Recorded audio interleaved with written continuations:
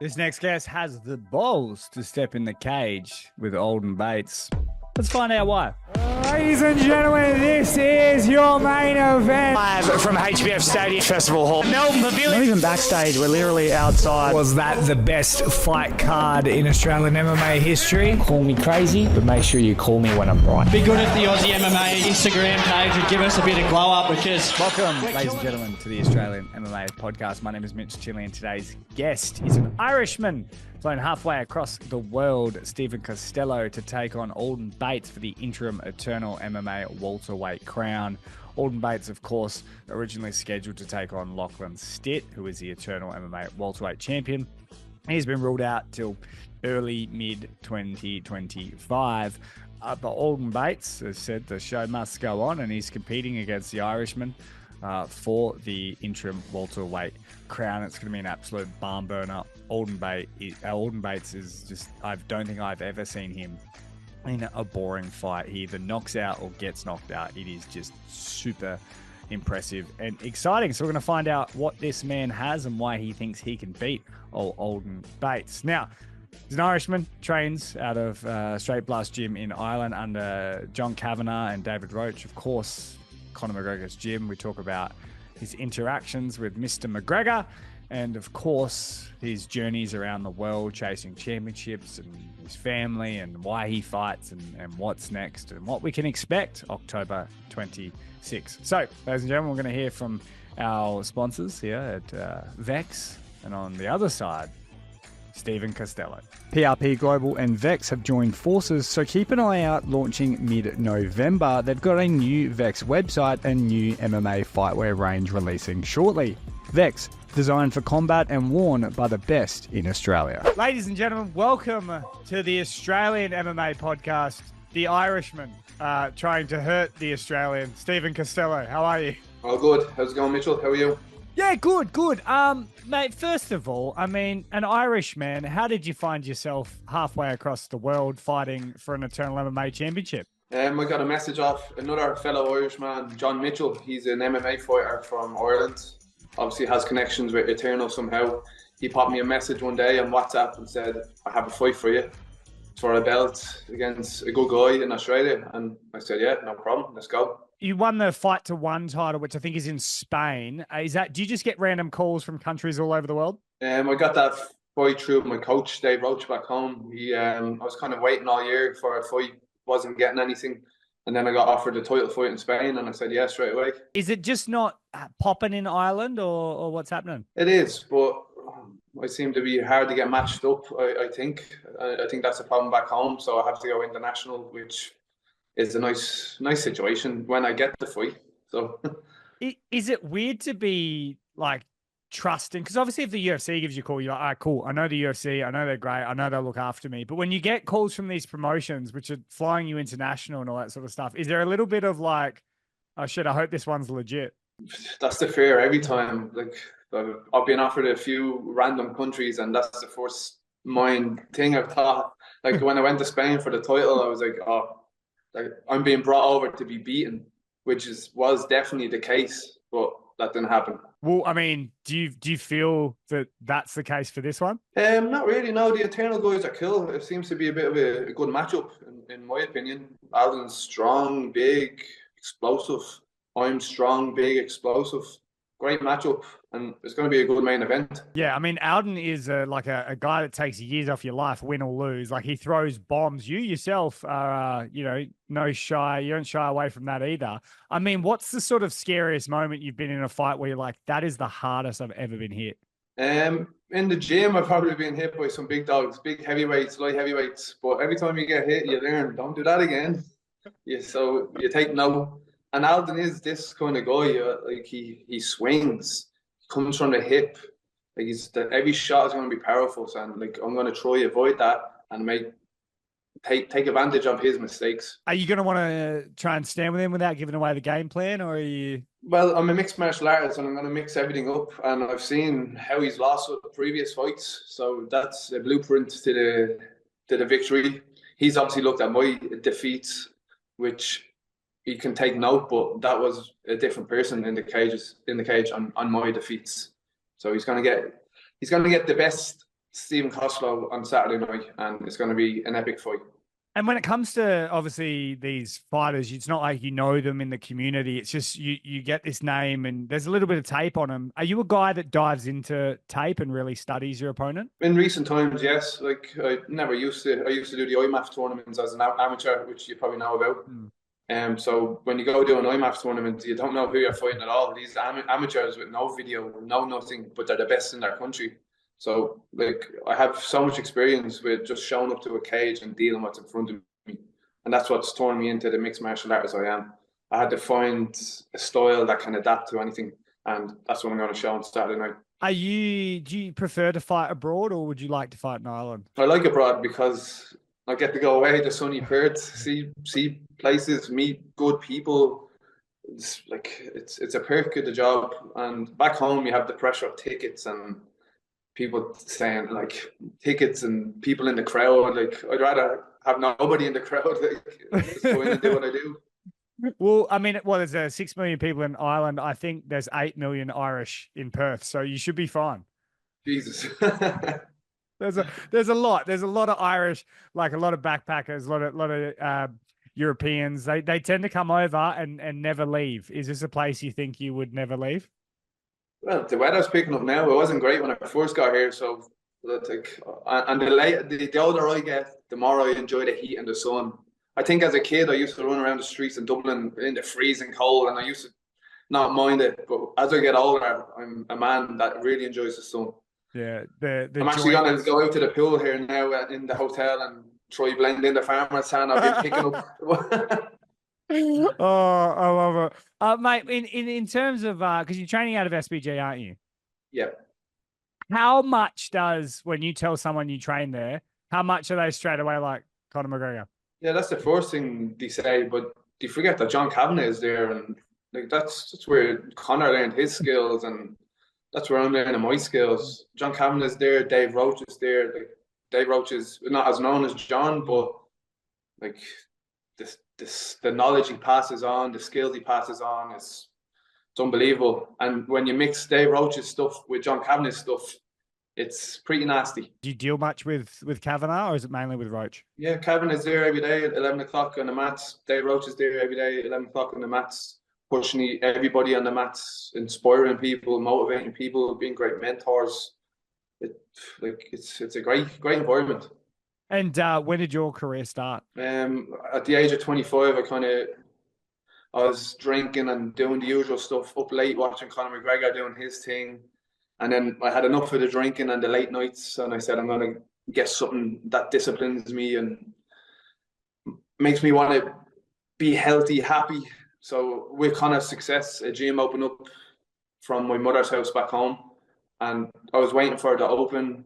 When it opened, I joined it, and I was there every single day, training, improving, learning new things. And then an amateur fight was offered to me, and I said, right, let's go. And that's how I'm here now. I just keep saying yes to fights, and I'm sitting in Perth now talking to you. Is it interesting to have a coach that in Kavanagh who has seen, a guy where there was no MMA career, there was nothing you can do, to obviously take it to the highest of highs in that you can go into a sport, and know that your coach has seen it all and knows how to get you there? Well, I'm not the first man to do in his gym, I'd imagine. So I'm sure it's inspiring to other people around me, because I've watched the people in the gym do great things as well, and it is inspiring. It's like I'm in the right environment to be capable of doing everything these other professionals are doing. So it's like I have an attitude of if he can do it, I can do it, which could get me in trouble or kill me someday, but hopefully not. And the final casual Conor McGregor question is about to get out the way. Have you ever gotten to mix it up with him or spoken to him at all? I've actually only met him less than a handful of times. One time was Halloween. I asked everybody on the mats, "Oh, you're going to dress up for the crack, for the fun?" And everyone was like, yeah, maybe. I came in a Batman costume. But then I was a little like, oh, no one else is dressed up. So I got out of it. And then he walked in with the big entourage and stuff. So I was very happy I got out of the suit. He was just a random Batman guy on the mat. Is it hard being like you've got to treat him like he's just a teammate and a guy? You can't really be like, oh, Mr. McGregor, can I have an autograph? Because he's, you've got to be normal. Yeah, well, I wouldn't want that when I'm going to the gym and getting stuck in and having a fight in my mind. Like I would like to go there, get stuck in, train, and like I wouldn't mind if someone approached me after. So I obviously keep him. I say he's the same. Like you don't want to. He's in a mindset to train, so don't ruin that. Respect it. Respect everyone on the mat. Like. And in terms of just the whole team of the guys that don't get the shine, like who are the guys at SBG that really, probably should get a lot more credit and they don't seem to get that notoriety? There's many up and coming. It's the young guys that are behind us. Like I get the hardest rounds off the young lads that are there. And I love it. I love meeting a young guy that's up and coming and he has great skills. It's nice to feel it. The young guys will kind of give you a bit of a more push. And then you're a bit more respectful with the guys that are in Bellator, PFL, because as you know, an injury could change the course of your career. So we're always it's a different buzz. Like, and then when I'm with the bigger guys, I get the hard rounds there as well. I kind of need to make sure I'm fueled up, rested. Like Johnny Walker does be in the cage with me sometimes. Wrestling him is it's challenging. Will Flory back home is a big name back in Ireland, and he's also fighting for a title in a different show now soon. Carl Moore is a big guy that I train with. He was a Cage Warriors champion back in the day. Like it's just these big guys, and then we have the welterweights: Luca Hockley, Owen Sheridan. There's many good bodies down the gym. Nico Solli, he's an Italian guy. There's a PFL fella called Claudio. Like there's so many good bodies on the mats that it's just a great environment to improve as a mixed martial artist. Do you think it's kind of cool that this little place island is starting to get like guys like Johnny Walker coming over just to train? Is that kind of inspiring? Yeah, it's kind of crazy. Like, what was this big crazy animal down here? Like, and there wasn't many bodies for him, but the guys that were there definitely gave it to him, pushed them, obviously improved them. Yeah, it's cool. It's cool to see. Like SBG seems to be attract many European fighters. There's dorms there. John puts them up. John looks after them. Like it's a great place to be. Like with the international fighters coming in, there's always many great fighters there. When Bellator is on in Dublin, a lot of great fighters will come in and get the few days there, and you get to work with them and see what they can do. And it's inspiring again. People coming in for world title fights, and then you're moving around with them. And then now here I am on a world title fight trip. Yeah, well, that's kind of what I was going to ask you as well. I mean, obviously, when you first walk in, you're thinking Cage Warriors, maybe Bellator, maybe the UFC. Did you ever think Eternal? Like, when did you first kind of know about Eternal? Was it when you got this fight? And then, in saying that, in that question, is it weird to kind of be training with a guy that might be getting a better opportunity, or going to war with a guy that maybe doesn't have the opportunity yet? Is it hard to sort of balance your success? Everybody's journey is different. Like I'm very lucky to have this opportunity. Like, what are the odds of me, an Irishman, getting a title fight in Eternal MMA? Like, it's just crazy. Like I really appreciate John Mitchell, I'll say again, who gave me the message and asked me. So I wouldn't be here without him. So I really appreciate him doing that for me with his connections, living in Dubai. So it's kind of Australia, Dubai, Ireland, and now I'm here. And I guess the question is you win the belt, do you defend it? Well, the UFC is here on February the 9th. I could be fighting on February the 8th, so it could be a good situation. And the champion, I can't think of his first name, second name, Stitt. Lachy Stitt. Lachy Stitt, yeah. I don't know much about him. He's 4-1, which is kind of surprising that he's a champion of a promotion. So, yeah, I'm not sure. I haven't looked into him. I'm not sure if he had an amateur career, if he went to the IMATs or not. So, but if he's the champion, he's obviously good, and I definitely look forward to fighting him if I win the belt now. Well, when I win the belt on Saturday. And I feel like, because I think he might be out a little bit longer. That's why I said defend, because you may actually have to defend the interim belt, because I think he might be out till mid-2025. I could be wrong here. But on interim belts, when you win it, does that feel like a celebration, I'm the champion, or does it feel a bit weird? What's next is what's going to go through my mind. Like, I'm not at the top yet. Eternal is a great promotion and a great stage, and I really appreciate them giving me the opportunity. But there is bigger stages with big paydays is what I'm really chasing in this career. Did you have a love for MMA beforehand, or? No, but like when I was a kid, I remember like wrestling with people, and everyone would say I was too rough and they wouldn't play with me. Now in MMA, like, you kind of have to do the rounds with me, and I do enjoy it. I mean, like, I love jiu-jitsu, I love wrestling, I love grappling, and then the striking, it's on point now, and like, the more I do it, the more I get better, the more I find it is my passion. Maybe it is what I was born to do. I wasn't born to be on computers or be I'm a qualified carpenter, and I'm not great at that. Heavy hands. Well, I mean, I find that interesting in itself. I mean, because most people, you either grow up wanting to be a fighter or all that sort of stuff. But at 25, to just sort of decide to do it, did you have any combat experience before that?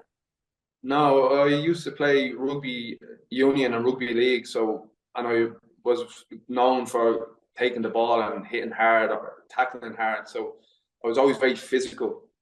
So I just had to add in submissions and striking, and I became a well-rounded athlete. Well, I mean, I feel like rugby is one of the best bases for mixed martial arts. When it comes to kind of like where you want to go to from here, do you have a plan? Like, if I'm not here by this age, I'll kind of pack it in, go back to carpentry, or are you just kind of all in, as long as it takes, I'll fight till I die? Yeah, I'll keep going until the body won't let me. Like, I haven't had anything major at the moment, so that's what I'm going to do. And like, if I start getting bad head trauma, I'll definitely be smart and look after myself.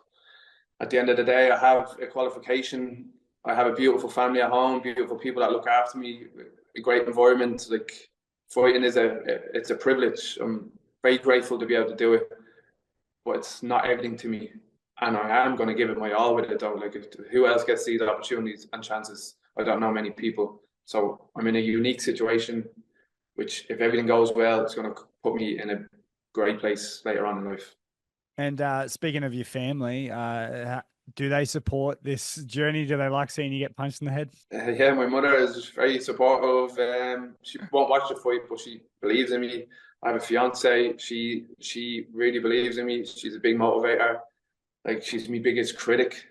I'll go out and fight a man in the cage and I'll win, but I'll go home and she'll maybe say, you weren't vicious enough. You didn't do this. You didn't do that.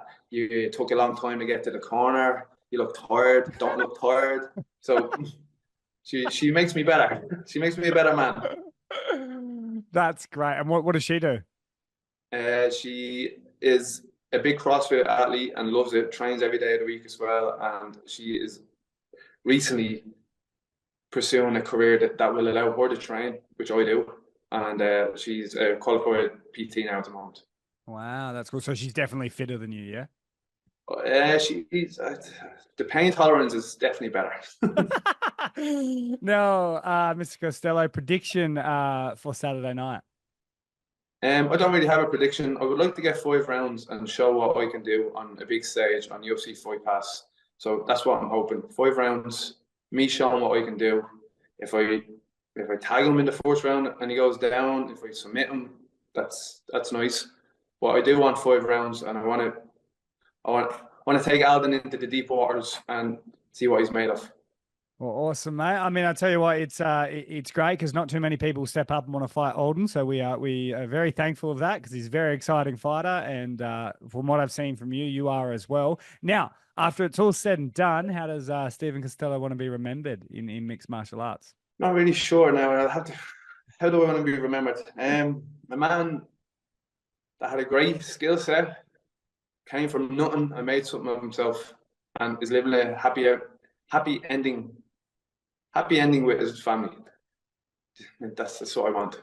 Awesome, mate. All right. Well, I really appreciate the time, and I'm really looking forward to seeing you fight. And on Saturday night, I'll be there, and we'll have a chat post fight. Hopefully, you got a belt around your shoulder, and yeah, we'll have a chat then. Thank you very much. I really appreciate you giving me this platform and opportunity.